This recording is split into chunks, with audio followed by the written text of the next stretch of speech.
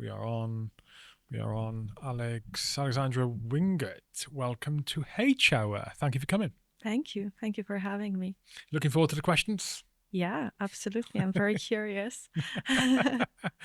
If you are watching this or listening to this live, we'll do this and then have a quick break before the main podcast. If you are listening to this after the live, you listen to it on your podcast app.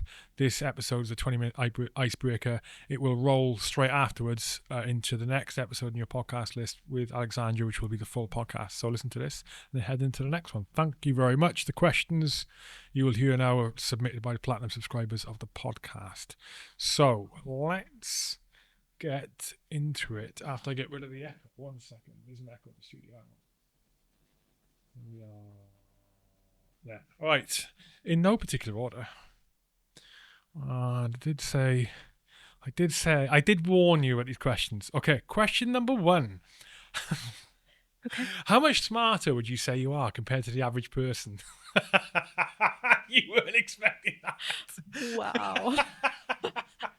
You know what? It is a valid question. I understand where this is coming from. It is a valid question. You are an SME in quite a niche area You're an academic. You are literally what I would describe as a bookworm, a brainiac. I think I'm the worst person to ask this question because literally before coming here, I struggle with imposter syndrome thinking, am I qualified to be here? Should I be here?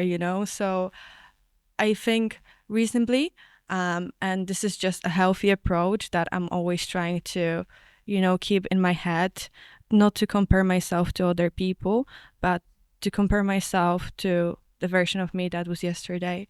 And I think I just finished saying this because, intelligence is such a complex measure. It has so many facets. There is emotional intelligence. There is purely logical intelligence too. So I don't think it would be fair to draw those comparisons at all. So I think I'm pretty standard.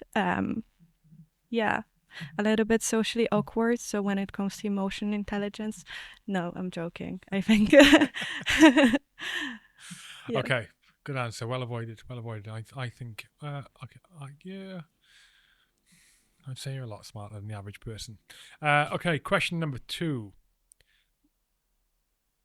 Ooh. I don't know if you're going to want to answer this. This is one of those ones we're probably going to discuss on the podcast. But what psychedelics will be beneficial for people in the military to try? That's a very interesting question. But when you say people in the military, that means that people who are actively working or after a military trauma. I would suggest this question is aimed at. So this question is particularly about military who are frontline and would experience traumatic events, potentially traumatic events, life and death experiences. The type I'm talking about. Yes, absolutely. And it's interesting because, and I'm not into conspiracy theories at all, but prohibition happened for a reason. There were certain war-related events during that time. So I don't think if you ask any kind of government people, they would recommend psychedelics for people actively in the military because they actually cause certain personality shifts. So, but there are people experiencing very severe traumas in military, and it's a very complex one because of all the conditioning and training those soldiers have to go through before they come into military that play a crucial role in how this trauma roots in the brain. So currently, there has been organizations like Heroic Heart Project sending veterans to, for example, ayahuasca retreats or psilocybin retreats. And I think in particular, from the evidence we currently have, ayahuasca, it's quite is the one that had quite positive results so far. And I think MDMA is also currently in research for some complex traumas, PTSD. When it comes to mechanism of actions, MDMA is quite commonly used for traumas because it's sort of easier to be into talking therapy while you are under a high dose of MDMA, because you can still have this interaction with a therapist. And what MDMA does, it affects circuits in your brain related to fear and also processing of the memories. So usually when someone responds to trauma and has a PTSD, this activation between amygdala and frontoparietal cortex is kind of overactivated. People experience fear even trying to talk through those memories. So when MDMA is administered, that kind of like line of response a little bit relaxes in the brain, so those people can talk about the trauma and being less scared and without those, traumatic stimuli bombarding them back. So in a way, it helps them to process this trauma with therapist.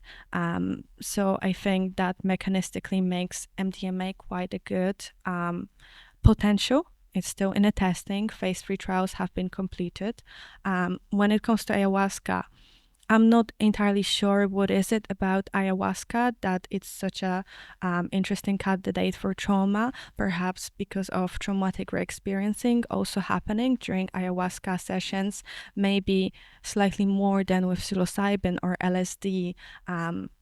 So maybe that's the reason. But I don't know about other psychedelics because, for example, in clinical trials, psilocybin has been tested the most like broadly for depression.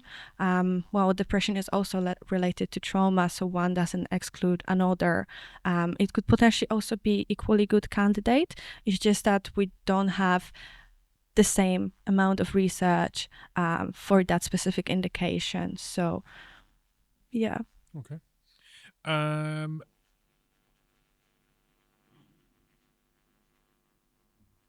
are people involved with psychedelics usually left leaning?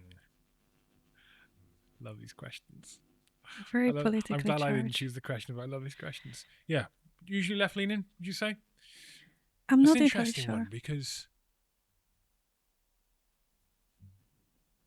Yeah, in fact, what do you think? I'm curious to also hear what you think, but I am not an extremely political person. So when I usually meet people, my colleagues, it's not the first question I ask them. What are your, political values? Like, of course, certain things you can notice, but I'm also coming from Eastern Europe. I was born in Poland, and um, for me, those political kind of beliefs when someone says they're left or right are still like kind of rooted differently because there was war in Poland, and so when I was born there was no longer war, but before that we have been under Germans and then Russians, so there's still a lot of like negative charge around like you know politics, especially left to extreme left or extreme right. So it's something that I'm kind of maybe avoiding in a way. Like, yeah, I'm not very political. So, No, that's a good position to take. These days, I think a lot of people, most people, especially young people, I think feel that they need to be politically orientated and they mm, need to say which political orientation they are and need to attack people who are yeah, not their political orientation. So when I was growing up, which was way before you were growing up, uh, you political orientation wasn't something that was discussed. In fact, it was rude to discuss it. You wouldn't even interesting. ask. Like the question, "Who did you vote for?" Yeah, would be a rude question. yeah, Like none of your fucking business. None of your business who I voted for. Or at least that was my understanding. And that was mm-hmm. what I was taught by my parents. Is the private thing, Yeah, and what relevance is that yeah, to to personal interactions, especially when you judge on merit, right? yeah, So interesting to hear. Okay, yeah. have you tried psychedelics? What was it like? Again, that's a little bit of a difficult question to ask because I'm a researcher, so I shouldn't really publicly advocate for my own personal psychedelic use. because I don't want to create biases. My personal experience might be much different than someone else's personal experience, and I can't say that I didn't have any. Of course, I had some, but I wouldn't want my personal story to affect anyone in a certain way, especially that I'm actively running a clinical study on microdosing. So it might create biases if someone listens to the podcast and then comes to a study as a participant. That's a little bit difficult to navigate. Yeah, actually, we'll actually start the podcast on that topic. Actually, but yeah, I'll explain why in a bit. It's important for the same reason we were speaking before we started the podcast, because this discussion, is not an encouragement for everyone to go and try psychedelics. Like, people need to be aware of the risks and everything else around it. Anyway, enough of the disclaimer stuff. Have you ever considered? In fact, no. Is your industry difficult for women to be in? Do you support quotas for women in STEM? That's an interesting one. Yes, I do feel like when you mention industry, I think that currently I'm mainly rooted in academia, and I would say even broader that academia is not an easy place for women to be. And I see that because, sometimes women's voices are not as heard as males, even nowadays in academia. So when it comes to STEM, I think we are slightly underrepresented. This is now, actively changing.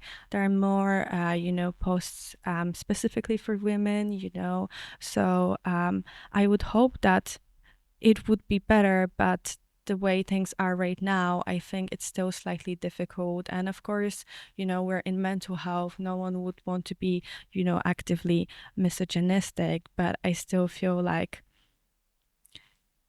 it is somewhat harder for women because there are more men on the high, positions. And yeah.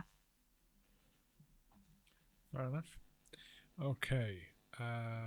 More questions here in the YouTube chat. What should the government be doing regarding psychedelics, and what should global bodies be doing about psychedelics? If they could be doing anything differently, what would you suggest they do differently now? Yeah, right now there is this whole kind of active initiative to the deschedule psychedelics because currently they are on Schedule 1, which is strictly not for medicinal use. And since the prohibition, that hasn't changed. So, for example, heroin is on Schedule 2 because it has been used for medicinal use, like opium, but psilocybin and LSD are still a little bit, demonized in that context. But it's possible to do research, and we are collecting as much evidence as possible. And I think some people are trying to actively, convince government that psychedelics should be rescheduled.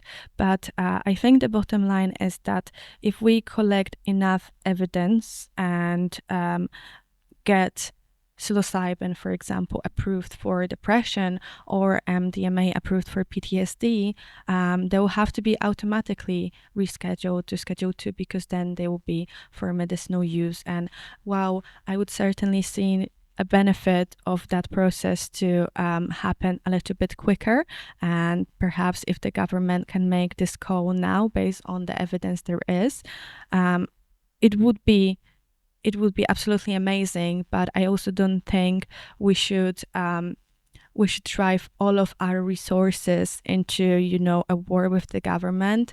But also we have to make sure that the medical system is prepared to have psychedelics as treatments when that happens, whether we have infrastructure, because it's going to be slightly different model than what we are used to. Psilocybin will most likely require some therapy. We still don't know what the necessary requirements are, but we know that therapy per se is quite expensive. So NHS should probably kind of consider how are they going to bring it to the system so that it's affordable, and it's not only super expensive and affordable for certain people, like, with ketamine clinics, they are quite pricey. So I think that's a very important thing here. And yeah, there is also an initiative, European, I think, Parliament initiative, and they collecting signatures for, I think, psilocybin or all psychedelics to be, approved. So if you like, I can share a link to the official website with you, and if anyone of your listeners is interested and believes in that, they could probably sign the petition. That'd be perfect. Yeah. Okay. Should information about psychedelics be taught in schools? Interesting. I think that information about mental health and promoting normalizing mental health problems such as depression, anxiety, PTSD should be better taught at school. And because the society is still kind of like, it has some stigmas, especially in high pressure environment, those people experience so many mental health problems, but it's still too stigmatized for them to talk about it. And for men too, like many men experience, suicidal ideation, but they feel like, by the society norms, they shouldn't feel like it. And perhaps they don't seek help. So I think step one would be to spread the awareness of mental health and normalize it. And then if psychedelics become an active treatment for those mental health problems, then perhaps that should be included in the school program. But there's also another side of the story, which is harm reduction. And that's not only for psychedelics. I think that's for all drugs. People do drugs and take them from the street, and the sources are usually quite sketchy, and not everyone is testing the substance. So for those who use those substances recklessly, there are deaths in the clubs, like drum shots. A few months ago, there was person dying because of overdosing.